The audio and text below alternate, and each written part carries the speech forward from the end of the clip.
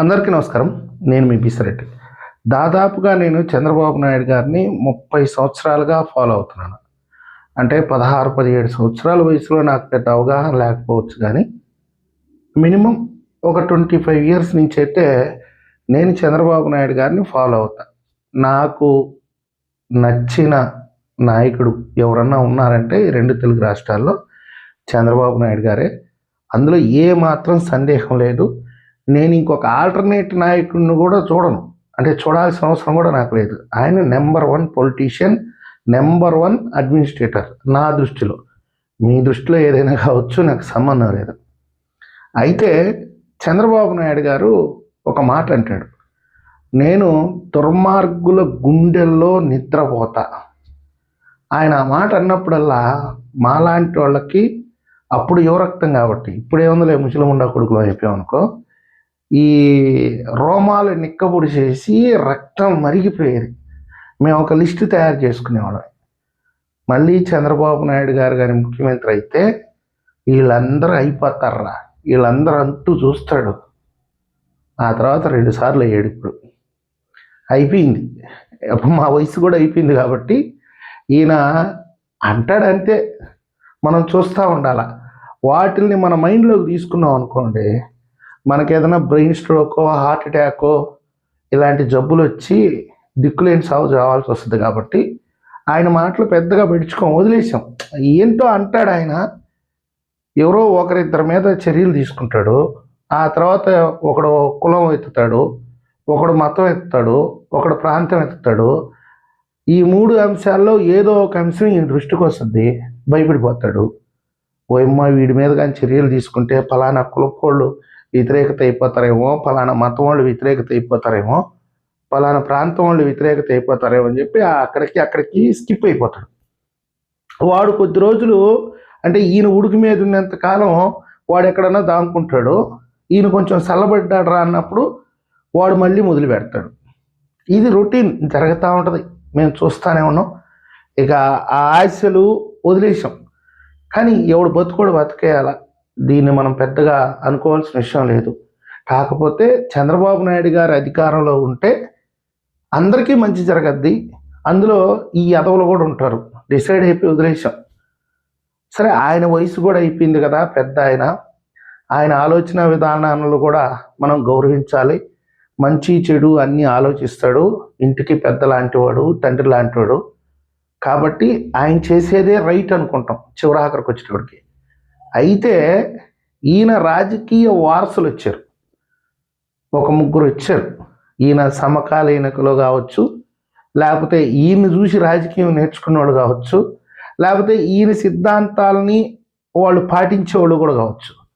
అందులో రేవంత్ రెడ్డి గారు, తర్వాత పవన్ కళ్యాణ్ గారు, తర్వాత నారా లోకేష్ గారు మంచి నాయకులే. ప్రజల పక్షాన నిలబడి పోరాటం చేస్తారు. వీళ్ళు కూడా ఏం పట్టుకున్నారంటే అలా పాలసీ పట్టుకున్నారు. మేము కానీ అధికారంలోకి వస్తే అవినీతి పరులు అంతం చూస్తాం, వాళ్ళ నెత్తులు తాగుతాం. మేము వీళ్ళని చూసి కూడా, సరే ఆయన పెద్ద ఆయన కదా, వీళ్ళు కుర్రోళ్ళు కదా, వీళ్ళన్నా ఒక అడుగు ముందుకేసి ఏదైనా చేస్తారని చెప్పి మొన్న 2024లో బాగా ఎదురు చూసాం. అక్కడ తెలంగాణలో, ఇక్కడ ఆంధ్రప్రదేశ్లో దాదాపుగా 18 నెలలు, అక్కడ ఒక 2.5 సంవత్సరం అయిపోయింది. వీళ్ళు కూడా చేసేది ఏం లేదు, ఊరికే తాటాకు చప్పుళ్ళు 4 రోజులు డూమ్ డామ్ అంటారు, వీళ్ళు కూడా లొంగిపోతారు. ఏమన్నా పెద్ద ఆయన చూసి ఏమన్నా, సరే ఆయనే భయపడ్డాడు, మనం ఎందుకు ఒక అడుగు ముందుకేసి మనం వీళ్ళ ముందు ఎదవలు అయిపోవటం అనుకుంటారు. ఏంటో నాకైతే తెలీదు. వీళ్ళు కూడా లాస్ట్కి మనకు అర్థమైంది ఏంటంటే, మనకేదైనా బీపీ రావాల్సింది, లేకపోతే షుగర్ రావాల్సింది, గుండెపోటు రావాలి, బ్రెయిన్ స్ట్రోక్ రావాలి, కానీ వీళ్ళు మటుకు స్థితప్రజ్ఞతతో ఉంటారు. కాకపోతే నేను ఇందాక చెప్పాను కదా, అంత చిలరేగిపోరు ఈ అవినీతి పరులు, అక్రమార్కులు. వీళ్ళు అధికారంలో ఉన్నంతకాలం వాళ్ళు సైలెంట్గా ఉంటారు. మళ్ళీ కులాలను రెచ్చగొడతారు, మతాలను రెచ్చగొడతారు, ప్రాంతాలను రెచ్చగొడతారు. ఎవరో ఒక గొట్టంగాన్ని మళ్ళీ అధికారంలోకి తీసుకొస్తారు, తర్వాత మళ్ళీ దోపిడీ చేస్తారు. దోపిడీ మాత్రం కంటిన్యూగా జరిగిపోతూనే ఉంటుంది. అయితే ఈ సోదంతా మీకు ఎందుకు చెప్తున్నానంటే, మీడియా దాదాపుగా 2004 నుంచి ఆంధ్రప్రదేశ్లో 80% మీడియా ఛానల్స్ అంటే మెయిన్ స్ట్రీమ్ మీడియా ఛానల్స్ అమ్ముడుపోయినాయి. ఏ పార్టీకి ఆ పార్టీ కొనేసుకున్నది, లేకపోతే వాళ్ళ అవసరాల కోసం వీళ్ళే దారాదత్తం చేసేసారు విలువలు అన్నీ. నేను కూడా ఒక ప్రధాన పత్రికకి ఒక రిపోర్టర్గా పనిచేసి మన వల్ల కాదులే ఇంత నీచానికి దిగజారి రిపోర్టింగ్ చేయటం అని వదిలేసి వచ్చేసినా ఎప్పుడు కూడా మీకు చెప్పుకోను, 1-2 సందర్భాలు తప్ప. ఇకపోతే పిల్లి పిత్రే యూట్యూబ్ ఛానల్స్ కొన్ని ఉన్నాయి. నేనంటే తెలుగుదేశం పార్టీ అభిమానిని, నా పార్టీని నేను సపోర్ట్ చేసుకోవాలి, నా వంతుగా నాకు బాధ్యత ఉంది కాబట్టి నేను ఛానల్ బేషరతుగా చెప్పేస్తున్నా, నేను జర్నలిస్ట్ కాదు. చాలాసార్లు కూడా మీకు చెప్పా, జర్నలిస్ట్ అని కింద కామెంట్ పెడితే కూడా బాబు నేను జర్నలిస్ట్ని కాదు, నేను తెలుగుదేశం పార్టీ సింపథైజర్ని, నేను తెలుగుదేశం పార్టీ సానుభూతిపరుడిని, అభిమానిని, నేను చంద్రబాబు నాయుడు గారికి లోకేష్ గారికి భక్తుడిని అని మీకు చాలాసార్లు చెప్పాను. అయితే కొంతమంది ఎదవలు ఉన్నారు యూట్యూబ్ ఛానల్స్, వీళ్ళు న్యూట్రల్ జర్నలిస్ట్ అని చెప్తారు. చేసేది మొత్తం గబ్బు పని.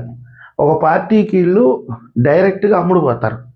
ఎవరైతే అధికారంలో ఉంటారో వాళ్ళ వ్యక్తిగత జీవితాన్ని, రాజకీయ జీవితాన్ని, పాలనా యంత్రాంగాన్ని, ప్రభుత్వ పథకాలని, వీటిలన్నింటినీ కూడా తప్పుడు ప్రచారం చేసి వీటి మీద ప్రజల యొక్క మైండ్ సెట్ని చేంజ్ చేసే విధంగా తయారవుతారు. వీళ్ళు ఎంత నీచానికైనా దిగజారుతారు. మెయిన్ స్ట్రీమ్ మీడియాకు వస్తే మన ఆంధ్రప్రదేశ్కి చెందినటువంటి ఒక రాజకీయ పార్టీకి చెందిన ఒక ఛానల్ ఉంది. దానికి నీచ నికృష్టం ఏమీ లేదు. కడుపుకి అన్నం తింటారా, లేకపోతే ఏమన్నా ఆ పార్టీ యొక్క అధినేత ఏదైనా పెడితే అది తింటారా? కనీసం వృత్తి ధర్మానికి కట్టుబడి ఒక ఎంత దిగజారిపోయి ఒక బ్రోకర్ ఛానల్లో, ఒక వ్యభిచార ఛానల్లో పనిచేస్తున్నా, ఇది వ్యభిచార ఛానల్, ఇది బ్రోకర్ ఛానల్ అని తెలుసుకున్న తర్వాత బయటకు వచ్చేసేయాల. సొంతంగా ఈరోజు మీడియా వ్యవస్థ ఉంది అంటే యూట్యూబ్ ఛానల్స్, సోషల్ మీడియా, ఫేస్బుక్లో ఏదో ఉంది, వాటి ద్వారా డబ్బులు సంపాదించుకోవచ్చు, మీరు చెప్పాల్సింది ప్రజలకు చెప్పుకోవచ్చు, ప్రజల నుంచి గౌరవం పొందొచ్చు. కాకపోతే వీళ్ళు వాళ్ళు ఇచ్చే డబ్బులకి కకృతిపడి ఈ మీడియా ఛానల్లో చేరి నిజంగా చెప్పాలంటే విషం కక్కటం కాదు కానీ దేశాన్ని సర్వనాశనం చేయడానికి కంకణం కట్టుకొని ఈ మధ్య ఒక పెద్ద పదం వాడుతున్నారు, అర్బన్ నక్సలైట్లని. నిజంగా చెప్పాలంటే వీళ్ళు అర్బన్ నక్సలైట్ల లెక్క తయారవుతున్నారండి. మెయిన్ స్ట్రీమ్ మీడియా విషయానికి వస్తే నిన్న ఎన్టీవీకి సంబంధించి ఒక 3 జర్నలిస్టులని అరెస్ట్ చేసి కోర్టుకు తీసుకపోతే తర్వాత బెయిల్ వచ్చింది. ఏం పనికి మాలిన పని ఉండేది? ఒక ఐఏఎస్ ఆఫీసర్కి మంత్రి గారికి అక్రమ సంబంధాన్ని అంటగడుతూ ఒక చీకటి భాగవతం కథల్లి దాన్ని మీడియాలో ప్రసారం చేస్తారా? బుద్ధి జ్ఞానం ఉండబోలే కొంచెం అన్నా మీకు? షాడో సీఎం, షాడో మంత్రి అని చెప్పి పెద్ద పెద్ద టైటిల్స్ పెడతారు. ఇందులో వాస్తవం ఏంటో మీకు తెలుసా? అధికార పార్టీలో గ్రూప్ తగాదాలు ఉన్నప్పుడు, ప్రతిపక్షం అధికార పార్టీని ఏమీ చేయలేనప్పుడు వీళ్ళు చేసేటటువంటి పని ఏంటంటే ఐఏఎస్ఎల్ని, ఐపీఎస్ఎల్ని టార్గెట్ చేస్తారు. ఇది చాలామందికి అర్థం కాదు, చాలా ఇంపార్టెంట్ విషయం. అధికార పార్టీలో గ్రూప్ తగాదాలు ఉంటే ఒక నాయకుడు ఇంకొక నాయకుడి మీద ఆరోపణలు చేస్తే అది పార్టీ క్రమశిక్షణకి వ్యతిరేకం అవుతుంది, వాడిని సస్పెండ్ చేస్తారు. కాబట్టి వీడేం చేస్తాడంటే ఇలాంటి పెయిడ్ మీడియా ఛానళ్ళని ఒక దాన్ని హైర్ చేసుకొని ఐఏఎస్ల మీద, ఐపీఎస్ల మీద తప్పుడు ప్రచారం చేస్తాడు. అదేవిధంగా ప్రతిపక్ష పార్టీ కూడా డైరెక్ట్గా ప్రభుత్వం మీద దాడి చేస్తే ప్రజలు విశ్వసించరు కాబట్టి అక్కడ ఉండేటటువంటి ఐఏఎస్, ఐపీఎస్ ఆఫీసర్లను టార్గెట్ చేస్తారు, షాడో సీఎం, షాడో మంత్రి అని. ఇప్పుడు ఏదైనా ఒక జీవో పాస్ కావాలంటే, ఒక చట్టాన్ని రూపకల్పన చేయాలంటే ఎవరు చేస్తారు? అది ఐఏఎస్లే చేస్తారు, ఐపీఎస్లే చేస్తారు. మరి మంత్రులు, ముఖ్యమంత్రి ఏం చేస్తాడు? సజెషన్స్ ఇస్తాడు, మేము ఇది చెయ్యాలనుకుంటున్నాం, ప్రజలకి దీనికి సంబంధించి కష్ట సుఖాలు ఏదైనా ఉంటే మాకు చెప్పండి, ఈ చట్టాన్ని రూపకల్పన చేయండి అని చెప్పి సంబంధిత శాఖాధికారికి అప్పచెప్తే ఆయన మొత్తం ఒక యాక్ట్ని రెడీ చేసుకొని మళ్ళీ ముఖ్యమంత్రికి చూపించి క్యాబినెట్లో ఆమోదం చేసుకొని దాన్ని చట్టంగా తయారు చేస్తారు. ప్రతి ఒక్కటి ఐఏఎస్లే కదా చేయాల్సింది. చీఫ్ సెక్రటరీ దగ్గర నుంచి శాఖాధిపతులు, జిల్లా కలెక్టర్ వరకు మొత్తం ఐఏఎస్లే కదా. మీరేం చేస్తారు, ఒక పథకాన్ని తీసుకొని వస్తారు, దాన్ని మొత్తం రూపకల్పన చేయాల్సిందంతా ఐఏఎస్లే కదా.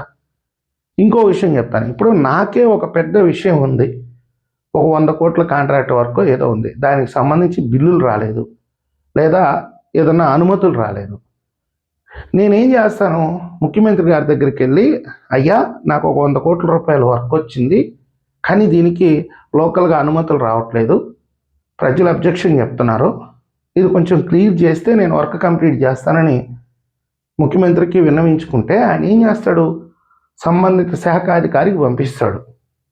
ఆయన క్లియర్ చేయాల, ఆయన పోలీసులకు చెప్పడమో లేకపోతే అసలు ఈ ప్రాజెక్టు వల్ల ఎందుకు ప్రజల నుంచి నిరసన వ్యక్తం అవుతుందని ఇవన్నీ చూసుకొని, అంటే నేను మీకు ఎగ్జాంపుల్ చెప్తున్నా, ఇవన్నీ చూసుకొని క్లియర్ చేయాల.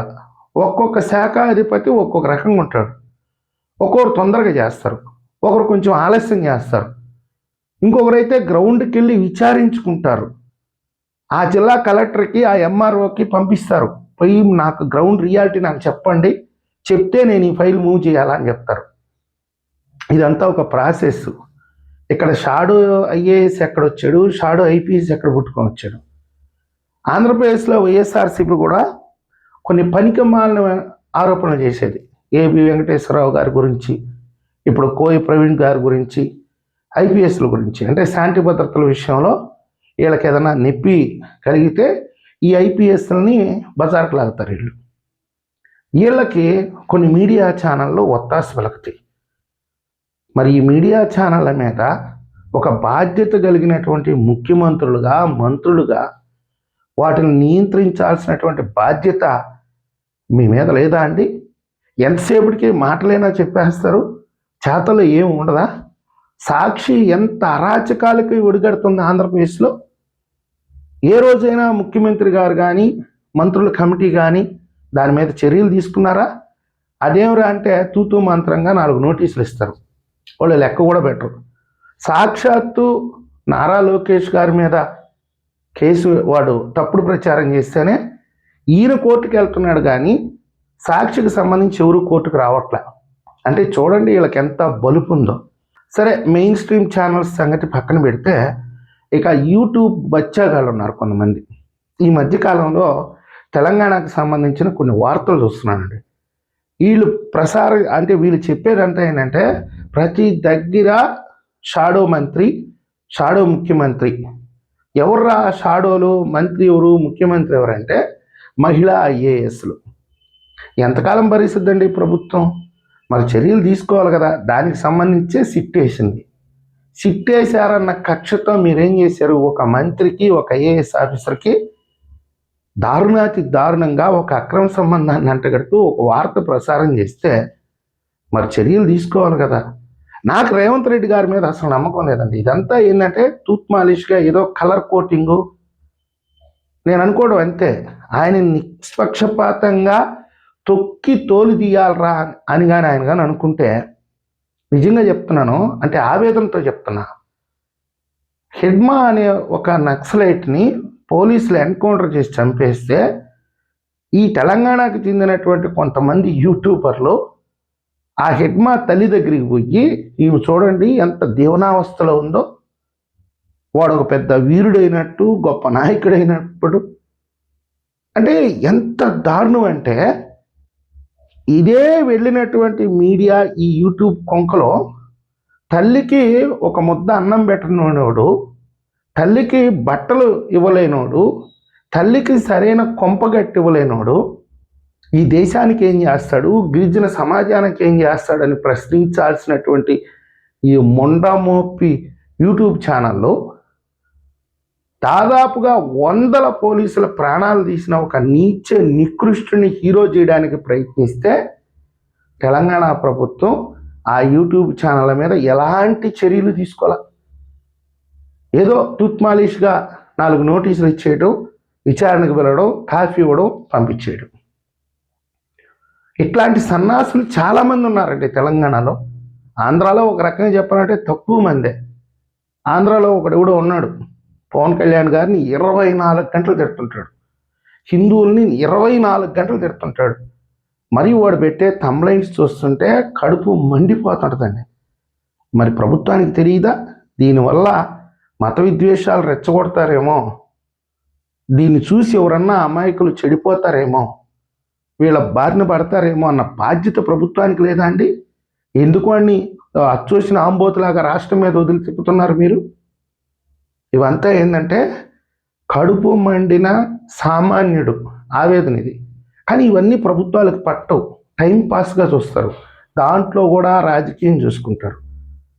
ఈరోజు 2 రాష్ట్ర ప్రభుత్వాలు దృష్టి పెడితే దాదాపుగా వందల సోషల్ మీడియా అకౌంట్లు బ్లాక్ చేసేయాలి, వాళ్ళ మొత్తాన్ని తీసుకొచ్చి అరెస్ట్ చేయాలి. కానీ ప్రభుత్వం చేయదు. అంటే ఆఫ్టర్ ఆల్ ఒక కోన్స్క గొట్టంగాళ్ళకు కూడా ఈరోజు భయపడే పరిస్థితి ఈ 2 ప్రభుత్వాలకు ఉందంటే ఇంకా మనం పీకగలిగింది కూడా ఏం లేదు. ఈ ఎన్టీవీ మీద నోటీసులు ఇవన్నీ కూడా నాకు తెలిసి ఏంటంటే ఏదో ప్రజల కళ్ళనీళ్ళు తుడవడం కోసం, పార్టీలో ఉండే అసమ్మతిని కొంచెం తగ్గించుకోవడం కోసం తప్ప ఇదేమి అవినీతి పరుల మీద, అక్రమార్కుల మీద, ఇలాంటి లుచ్చనా కొడుకుల మీద చర్యలుగా అయితే నేనైతే అనుకోవట్లేదు. దయచేసి నేను ఏదైనా తప్పుగా మాట్లాడుంటే క్షమించండి. ప్రభుత్వం కూడా మారడానికి ప్రయత్నిస్తుందని నేను విజ్ఞప్తి చేస్తున్నాను. ఈ వీడియో మీకు నచ్చినట్లయితే లైక్ చేయండి, సబ్స్క్రైబ్ చేయండి.